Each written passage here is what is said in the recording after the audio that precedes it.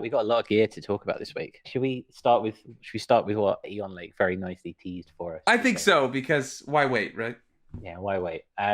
Yeah. I'll bring it up. Eon Lake, tell us, what is this? So I wanted to talk about this because, Sunwarper, as we know, is a massive fan of Ableton. And Curtis is a huge fan of the iOS platform. You are just speaking completely factual right now. Nothing but fact. Yes, Ableton Note.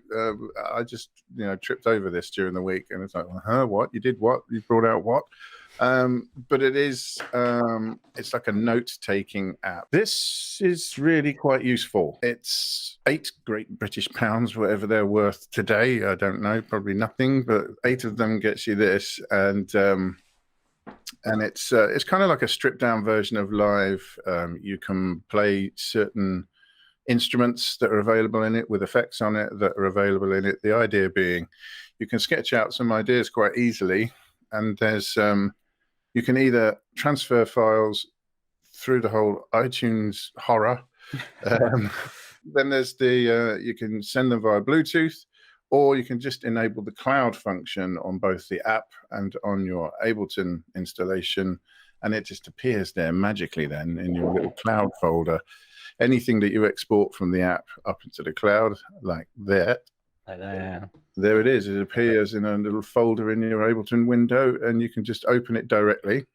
And it's what you'll see is you won't have any sends and returns, but you will have a load of instrument tracks with effects on them, and it sounds pretty much identical.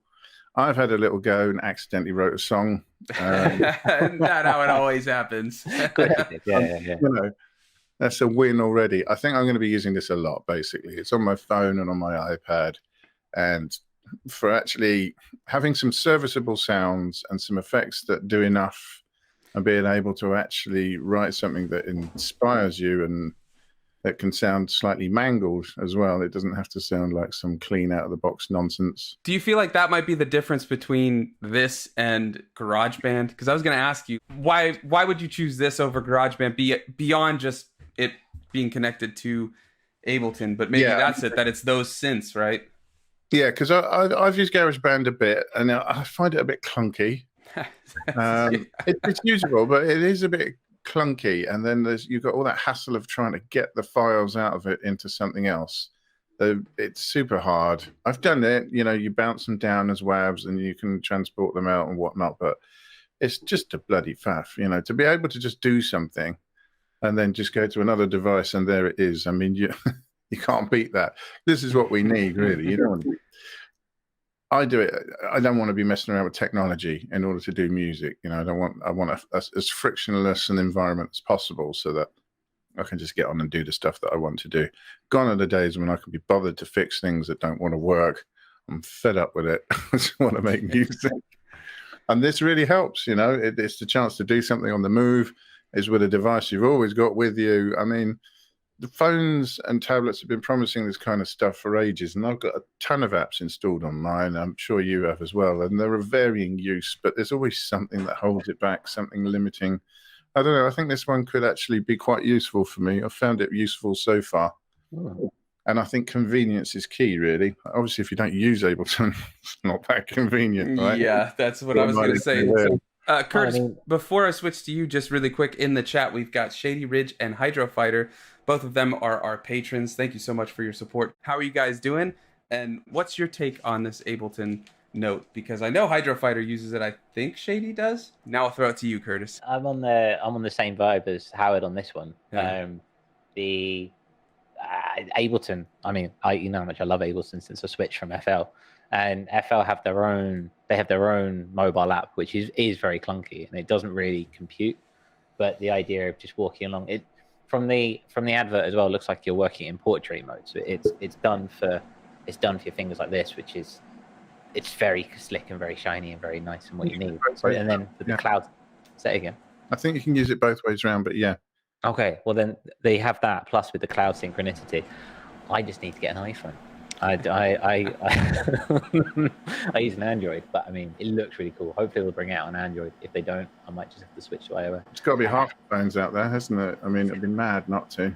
Yeah, I mean, it looks. I mean, I know it's an advert, but it looks like it really works. And if it is for sketching down ideas, and I mean, I'm down. I thought it was like, what the hell at first? It was a little bit. There's some things that are counterintuitive. Like if you're playing notes in, you see them appear on the screen and everything, and then they just disappear. And it's like, well, how do I record this?